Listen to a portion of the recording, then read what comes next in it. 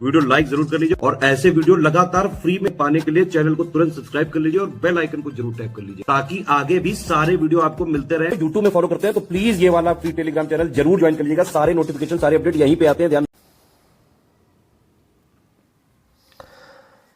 नमस्कार साथियों, स्वागत है आप सभी का स्टेट पीसीएस प्रिपरेशन पे। उम्मीद करता हूँ आप सभी ने होली खेल ली होगी और जो भी अपनी होली की हसरतें थी उनको पूरा कर लिया होगा। तो चलिए, पूरा दिन कल हमने आराम किया तो आज से जो है हम अपना काम स्टार्ट करते हैं। एक बार आप सभी को होली की हार्दिक शुभकामनाएं। भाई, पुलिस का भी रिजल्ट आया होली वाले दिन ही, तो बहुत सारे लोगों को जो है उसमें भी सिलेक्शन हुआ, तो उनके लिए भी बहुत सारी शुभकामनाएं। और अगर आप किसी कारण से मान लो पुलिस में नहीं हो पाया और आपके पास ग्राम पंचायत अधिकारी परीक्षा का मौका है, तो फिर तो कोई चिंता करने वाली बात ही नहीं है। पुलिस से लाख गुना बेटर है हमारी ये ग्राम पंचायत अधिकारी की नौकरी। तो इसमें मौका है तो पूरी ताकत आप लगा दो, सही है, मेहनत करो अच्छे से। तो चलिए, आज का जो विषय हम लोग डिस्कस करेंगे वो होने वाला है साथियों, वो होने वाला है पंचायत विकास सूचकांक। ठीक है, इसको हम बोलते हैं पंचायत विकास सूचकांक, पीडीआई। पीडीआई का मतलब है पंचायत डेवलपमेंट इंडेक्स। इंपॉर्टेंट है, पेपर में आपके यहाँ से एक आध सवाल जरूर आएगा। अच्छे से इसको आप लोग जो है पढ़ लीजिए। उससे पहले मैं एक रिक्वेस्ट करना चाहता हूँ भाई यार, देखो मेरा ये मानना है, मतलब मेरा ये एक तरीके से मुझे लगता है ऐसा होना चाहिए कि आप लोग जल्द से जल्द इसके 10,000 सब्सक्राइबर कंप्लीट करवा दो। मैं चाहता हूँ मार्च जब तक ख़त्म हो तब तक हमारे 10,000 सब्सक्राइबर हो जाए, और ये आप लोगों की मेहनत से ही हो सकता है ना। मैं देखिए आप लोगों के लिए प्रयास कर रहा हूँ, तो थोड़ा बहुत आप भी मेरे लिए अगर प्रयास करो, इसको थोड़ा शेयर वगैरह कर दो जो लोग तैयारी कर रहे हों उनके साथ, तो कम से कम हमारे 10,000 सब्सक्राइबर हो जाएं। ज़्यादा नहीं, उसमें 100-150 ही कम होंगे बस। तो थोड़ा सा आप प्रयास कर लो, थोड़ा सा मैं आपके लिए मेहनत कर लूँ, बस मिलजुल के जो है अपना दोनों का काम जो है चल जाए। चलो ठीक है, तो आज हम डिस्कस करेंगे पंचायत डेवलपमेंट इंडेक्स को। अब इससे पिछली क्लास में मैंने आपको LSDG के बारे में बताया, यानी SDG पहली क्लास में हमने पढ़ा SDG यानी सस्टेनेबल डेवलपमेंट गोल, और दूसरी क्लास में हमने पढ़ा localization of sustainable development goal. उसमें हमने पढ़ी थी 9 थीम्स। नहीं आपने पढ़ी हैं तो जा करके दोनों वीडियो देखिए, तभी आपका जो है पूरा कॉन्सेप्ट क्लियर होगा। ठीक है, कि सतत विकास लक्ष्यों का स्थानीयकरण क्या है और टोटल 9 थीम्स वो क्या हैं जो कि पंचायतों में बनती हैं। और जब भी आप GPDP अपलोड करोगे, जब भी पंचायत की GPDP अपलोड होती है तो वो उन्हीं 9 थीम्स पर ही आधारित होती है। बिना इन 9 थीम्स में से किसी 2 या 3 के चयन के, मिनिमम 1 मैक्सिमम 3, आप कभी भी GPDP प्लान अपलोड ही नहीं कर पाओगे ई ग्राम स्वराज पोर्टल पे। तो बहुत ही इंपॉर्टेंट है, और उसी से जुड़ा हुआ है हमारा पंचायत डेवलपमेंट इंडेक्स। अब देखो, पंचायत डेवलपमेंट इंडेक्स बेसिकली है क्या?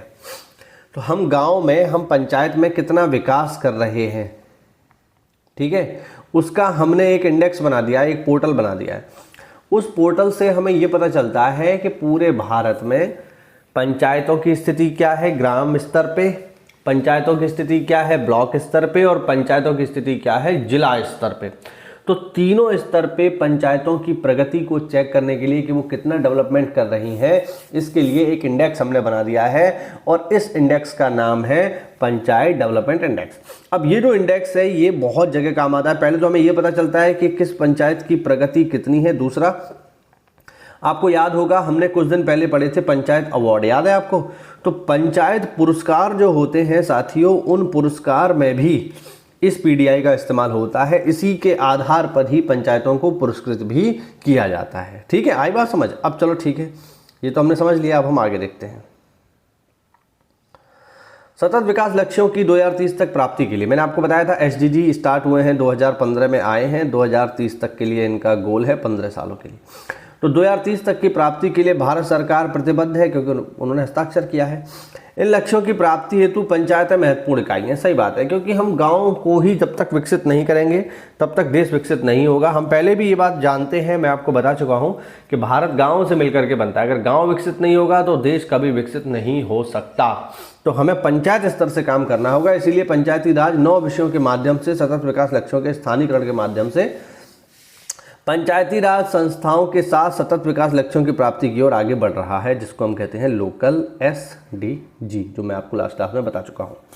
लोकल SDG का विषय का दृष्टिकोण स्थानीय स्तर पर वैश्विक लक्ष्यों को प्राप्त करने के लिए पंचायतों को संवेदित करना है। ठीक है, पंचायत स्तर पर देखिए, बिल्कुल ये बात आप समझ लो कि भैया पंचायत एक तरीके से देश की नींव है, गांव देश की नींव है।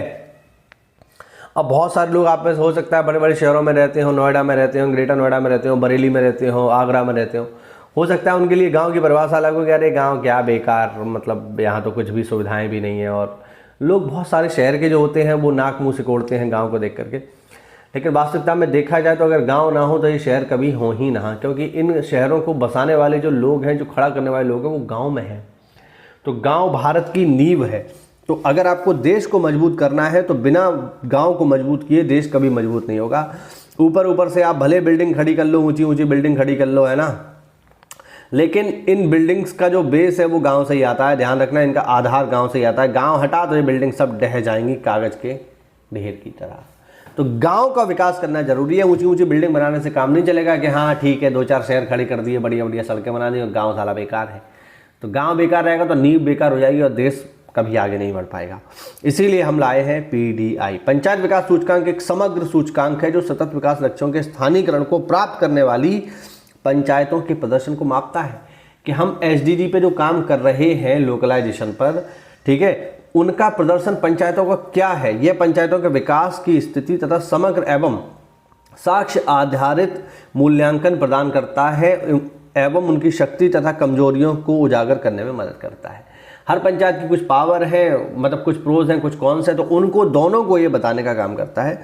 इसका उद्देश्य पंचायतों एवं हितधारकों के, हितधारक मतलब जो पंचायत के निवासी हैं, जो लोग हैं, ठीक है, के मध्य उनके महत्व के विषय में जागरूकता बढ़ाकर सतत विकास के लक्ष्यों के स्थानीकरण को बढ़ावा देना है। साथ ही सतत विकास लक्ष्यों को हासिल करने में अपने प्रदर्शन को बेहतर बनाने के लिए पंचायतों को सर्वोत्तम प्रथाओं तथा नवाचारों को अपनाने के लिए प्रोत्साहित करना है।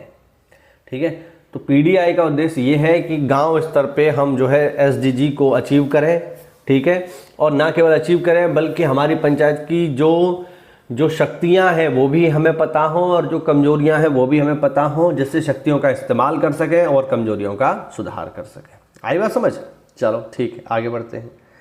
अब ये होता क्या है, PDI इंडेक्स है क्या? तो देखो, विभिन्न क्षेत्रों जैसे पंचायत, शिक्षा, स्वास्थ्य, महिला सशक्तिकरण, बाल संरक्षण, आवास, रोजगार, कृषि में पंचायत की स्थिति के आकलन हेतु एक केंद्रीय इंडेक्स बोर्ड है, जिसे हम बोलते हैं PDI, पंचायत डेवलपमेंट इंडेक्स। अब इसके लिए क्या है, इसके लिए बेसिकली एक गवर्नमेंट साइट बनी हुई है, आप लोग भी जाकर के चेक कर सकते हो, ठीक है। इसको बोलते हैं www.pdi.gov.in, ठीक है। हाँ, इससे हम किसी भी पंचायत की प्रगति चेक कर सकते हैं, लेकिन ऐसे नहीं होगी बेसिकली। इसके लिए एक ID पासवर्ड चाहिए होता है जो आपके पास नहीं होगा, ठीक है।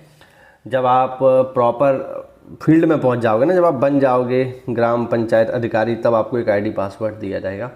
जिस गांव में आप पोस्टेड होगे, 1 गांव में, 2 गांव में, 3 गांव में, 4 गांव में, 5 गांव में, 9 गांव में, उन सब का ID पासवर्ड अलग अलग होगा और उसको इस साइट पर, इस पोर्टल पर डालने के बाद ही आप चेक कर सकते हो कि उसकी स्थिति क्या है, ठीक है। ऐसे नहीं कोई भी जाकर के चेक कर ले, ये बात समझ लो।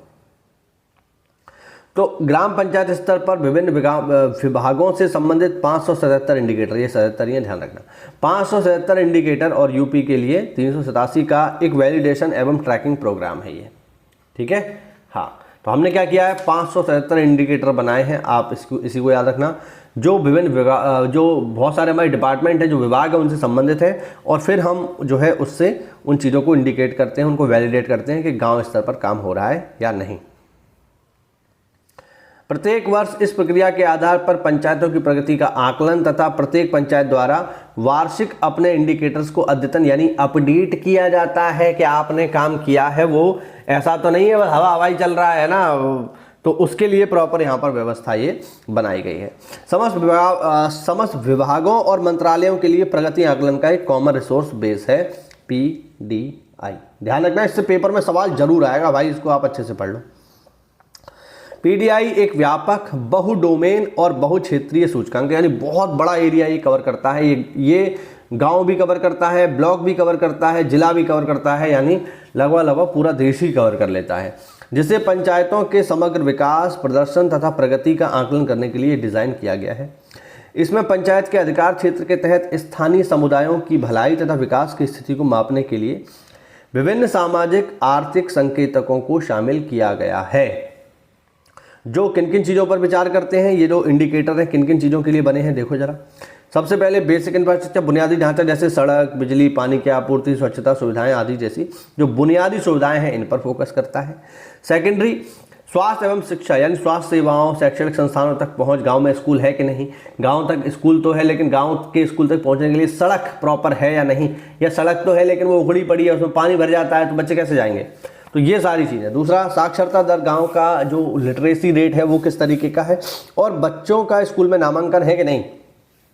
आपके गांव के, अब गांव में स्कूल तो है लेकिन स्कूल में बच्चे ही नहीं जाते तो फिर कैसे काम चलेगा, तो ये भी हमें देखना पड़ेगा। इसके अलावा आर्थिक संकेतक, गांव का आय स्तर क्या है, क्या गांव में रोजगार के अवसर उपलब्ध हैं, भाई खेती की जो प्रोडक्टिविटी है वो कितनी है आपके गांव में, ज़मीन की जो फर्टिलिटी है वो कितनी है, और गांव में कितनी आर्थिक गतिविधियाँ होती हैं। ठीक है, ऐसा नहीं है कि सब लोग गांव छोड़ के जो शहरी भागे जा रहे हैं तो फिर गांव का फिर जो है जो सिस्टम है वो फेल ही हो जाएगा।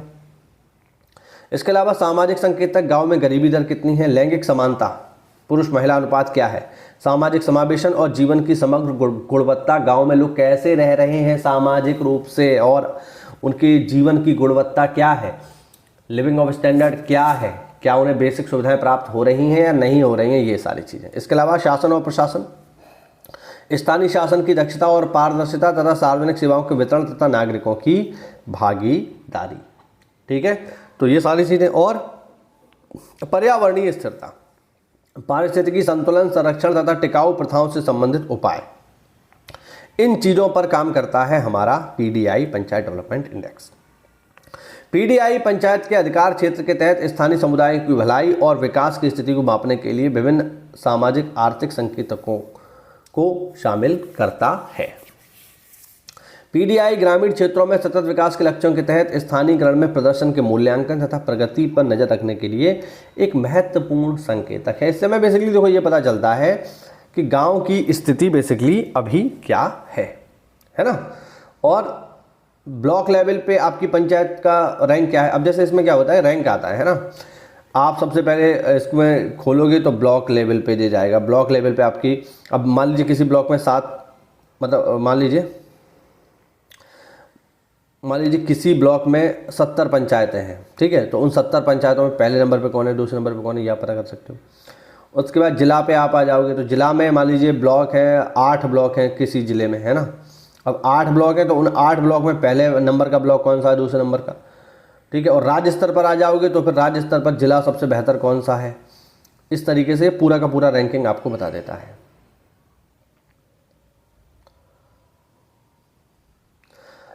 समस्त सूचकांक स्थानीय संकेतकों की रूपरेखा पर आधारित है। स्थानीय संकेतक मतलब 9 जो थीम्स मैंने आपको बताई थी, ठीक है, एसडीजी की 9 थीम जो होती हैं वो, जिनमें गांव में सतत विकास से संबंधित 9 विषय शामिल है जो मैंने आपको बताया। पंचायत विकास सूचकांक प्रतिनिधियों, नीति निर्माताओं, सरकारी एजेंसियों तथा स्थानीय अधिकारियों को भी उन क्षेत्रों में मूल्यांकन अंतर्दृष्टि प्रदान करेगा जिन पर पंचायतों के अधिकार क्षेत्रों में सुधार के लिए ध्यान देने की आवश्यकता है। यानी गांव में कहाँ कमी रह गई है उसको भी आप पीडीआई के माध्यम से पता लगा पाओगे। यह असमानता की पहचान करने तथा विकास लक्ष्यों की प्राप्ति तथा ग्रामीण समुदायों के समग्र कल्याण और जीवन की गुणवत्ता बढ़ाने के लिए लक्षित नीतियां और हस्तक्षेप तैयार करने में मदद करता है।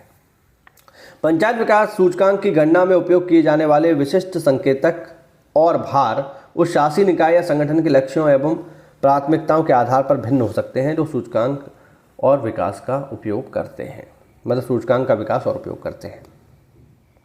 अब पीडीआई के लाभ क्या है। पंचायत विकास सूचकांक का उपयोग, इसका जो डेटा है उसका यूज राज्य तथा केंद्र शासित प्रदेशों द्वारा पंचायती राज पुरस्कार और विकास के लिए डेटा संचालित तथा साक्ष्य आधारित दृष्टिकोण पर बल देने हेतु किया जाता है।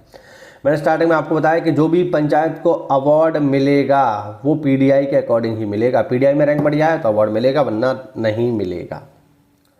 यह सतत विकास लक्ष्यों के साथ संबंध पंचायतों तथा अन्य संस्थाओं द्वारा क्रियान्वित योजनाओं के निर्माण, निगरानी तथा मूल्यांकन करने के लिए एक उपकरण के रूप में यूज़ किया जाता है। इससे हमें ये पता चलता है कि जो भी योजनाएं हम चला रहे हैं शासन स्तर से, क्या वो पंचायतों पर मूर्त रूप में आ रही हैं या नहीं आ रही हैं, या सब ऊपर ऊपर से ही चल रहा है।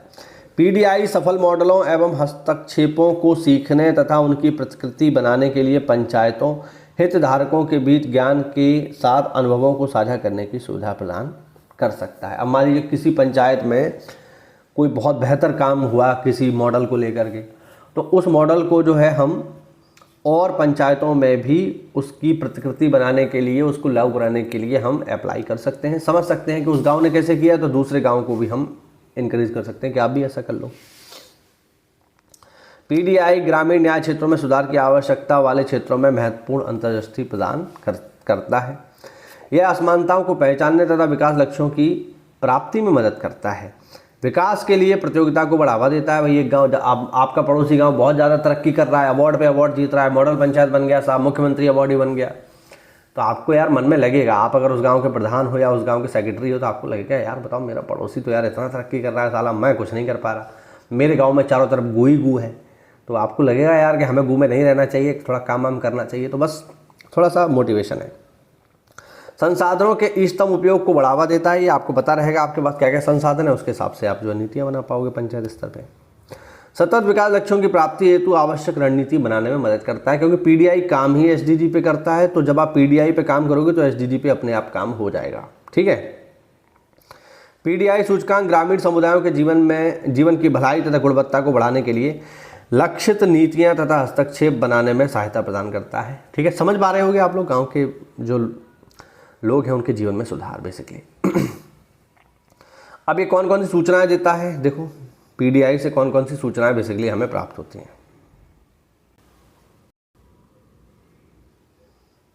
पहला, ग्राम पंचायत के प्रदर्शन का आकलन करने हेतु पीडीआई सबसे पहले आपको यही बताता है कि गांव की डेवलपमेंट किस तरीके से चल रही है, सबसे पहला।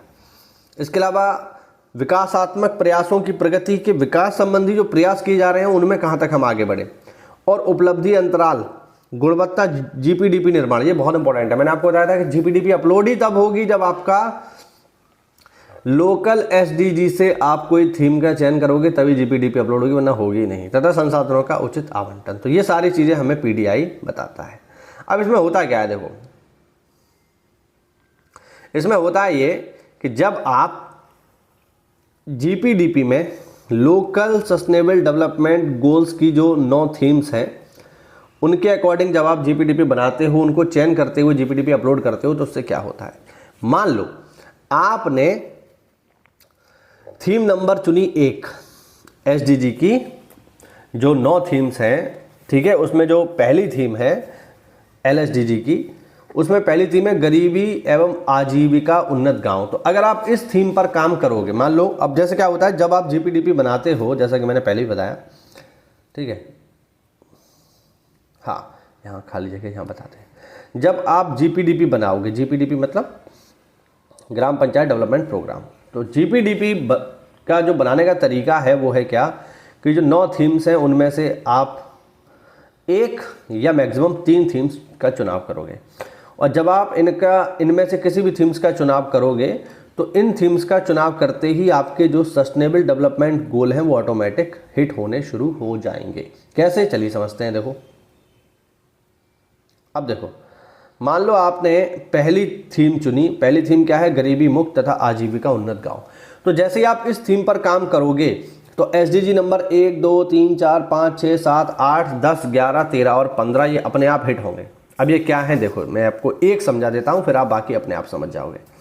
जैसे ही आप गरीबी तथा आजीविका उन्नत गांव की थीम पर अच्छे से काम करोगे तो एसडीजी गोल नंबर 1 क्या है, गरीबी का अंत।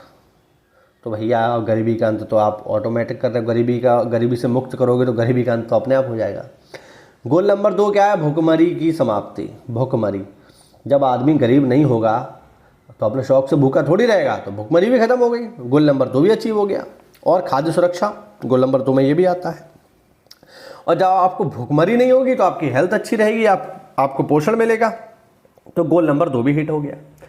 गोल नंबर 3 क्या है, गोल नंबर 3 है स्वस्थ जीवन। अब भूखे नहीं हो, गरीब नहीं हो तो स्वस्थ तो हो ही जाओगे। गोल नंबर 4 क्या है, समावेशी तथा न्याय संगत गुणवत्तापूर्ण शिक्षा। जब आपके पास पैसा है, आपके पास गरीबी नहीं है, आपका पेट भरा हुआ है, तो आप अपने बच्चों को नॉर्मल पढ़ाना ही चाहोगे, तो गोल नंबर 4 भी हिट हो गया। गोल नंबर 5 क्या है, लैंगिक समानता। जब आप गरीब नहीं हो, आपको प्रॉपर भोजन मिल रहा है, तो आप सामने वाले की बात समझने का भी प्रयास करोगे। आप जैसे हिंदी में कहावत है, भूखे पेट ना भजन गोपाला। अब एक तो आदमी भूखा है और दूसरा गरीब है और आप उसको ज्ञान दे रहे हो लैंगिक समानता का कि स्त्री पुरुष एक समान, तो भैया वो ये चीज़ नहीं समझेगा। वो ये कहेगा ना आदमी ज़्यादा बढ़िया होते हैं, बेटे ज़्यादा बढ़िया होते हैं, क्यों, वो कमा करके लाते हैं। महिला क्या करेगी, महिला पैदा हो जाएगी तो कुछ काम वाम करेगी नहीं, घर का ही तो काम करेगी, बाहर का काम कर नहीं पाएगी, पैसा कमा नहीं पाएगी, दूसरा शादी करनी पड़ेगी तो दहेज और देना पड़ेगा। ये रियल टाइम मैं आपको प्रॉब्लम बता रहा हूँ जो हम फेस करते हैं, ठीक है। तो आपको पहले उनकी आर्थिक स्थिति में सुधार करना होगा। तो जैसे उनकी आर्थिक स्थिति बढ़िया होगी, आप लैंगिक समानता का ज्ञान उन्हें बता सकते हो और वो ज्ञान समझने का प्रयास भी करेंगे। भूखे पेट किसी को ज्ञान दोगे तो तुम्हें पेल और देगा, सच बता रहा हूँ, ऐसा होता है, बहुत सारे लोग पिट भी जाते हैं। अब गोल नंबर 6 क्या है? गोल नंबर 6 है सभी के लिए स्वच्छ जल और स्वच्छता। तो आप गरीब नहीं हो, भूखे नहीं हो, आप गरीब नहीं हो तो अच्छा ही पानी पियो, गंदा पानी थोड़ी पियोगे, ठीक है। तो गोल नंबर 6 हो गया। गोल नंबर 7 है सभी के लिए किफ़ायती भरोसेमंद ऊर्जा। तो देखो सारी चीज़ें गरीबी पे आके अटक जाती हैं। आप गरीब होते हो यार तो कुछ नहीं कर पाओगे, और पैसा होगा तो सारी चीज़ें कर लोगे, है ना। तो ये सारी चीज़ें। अब गोल नंबर 10 है, ठीक है, किसी के साथ भेदभाव ना करना, ठीक है, आयु, सेक्स, विकलांगता, नस्ल के आधार पर। तो यार गरीब आदमी के साथ ही मोस्टली भेदभाव होता है, अमीर आदमी के संग कोई भेदभाव नहीं करता। यार जिसकी स्थिति ठीक है उसके साथ भेदभाव नहीं होता, जो ताकतवर है उसके साथ भी भेदभाव नहीं होता। तो कुल मिला के जब पॉइंट ये है कि जब आप एक थीम पे काम करोगे तो ये ऑटोमेटिक सारे SDG पर काम हो जाएगा, ठीक है। ऐसे ही है थीम नंबर 2 स्वस्थ गाँव।